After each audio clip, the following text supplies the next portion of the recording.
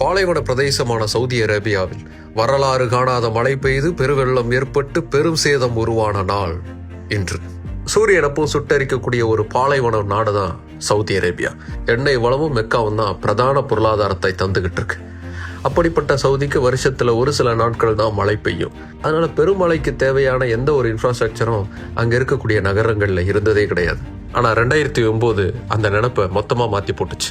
2009 வருடம் நவம்பர் மாசம் 25ஆம் நாள் சவுதி அரேபியாவில் இருக்கக்கூடிய ஜெட்டா பகுதியில மழை பொழிவுங்கிறது ரொம்ப அதிகமா இருந்துச்சு. கிட்டத்தட்ட 4-5 மணி நேரம் நிக்காம மழை பெஞ்சது. 90 மில்லிமீட்டர் அளவுக்கு மழை பொழிவு இருந்தது. 2 வருஷம் அப்பப்போ வந்து பெய்ய வேண்டிய மழைங்கிறது 2 மணி நேரத்துல மொத்தமா கொட்டி தீர்த்த மாதிரியான ஒரு நிலை. அவ்வளவு பெரிய மழையை தாங்கக்கூடிய சக்திங்கிறது ஜெட்டாக்கு இல்லை. எங்க பார்த்தாலும் வெள்ளம், வீடுகள் தரைமட்டமாச்சு, கார்கள் பொம்மைகள் மாதிரி தண்ணியில மிதந்து போச்சு. அந்த கார்களோட சேர்த்து மனிதர்களின் உயிரற்ற உடல்களும் மிதக்க ஆரம்பிச்சு. ஏகப்பட்ட இழப்புகள். அபிஷியலா 122 பேர் இறந்தாங்க அப்படின்னு சவுதி அரசு சொல்லிச்சு. ஆனா எண்ணிக்கை அதை விட அதிகமா தான் இருந்திருக்கும் அப்படின்னு தான் எல்லாரும் சொன்னாங்க. இந்த வெள்ளத்தால் ஏற்பட்ட பாதிப்புங்கிறது அப்பவே $1 பில்லியன் அளவுக்கு இருந்துச்சுன்னா இந்த வெள்ளத்துடைய தாக்கம் எந்த அளவுக்கு இருந்திருக்கும்னு நினைச்சு பார்க்கலாம். நம்ம நாட்டில் இப்படிலாம் மழை பெய்ய வாய்ப்பு இருக்கு, நாமளும் அதுக்கு தயாராகணும்னு சவுதி அரசு உணர்ந்துச்சு.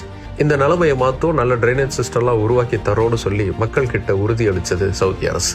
என்னதான் மனுஷன் அட்வான்ஸா பயணிச்சாலும் இயற்கை அவனை விட ஒருபடி மேலதான் இருக்குங்கிறதை உலகம் உணர சவுதி அரேபியாவில் வரலாறு காணாத பெருவெள்ளம் ஏற்பட்ட தினம் இன்று.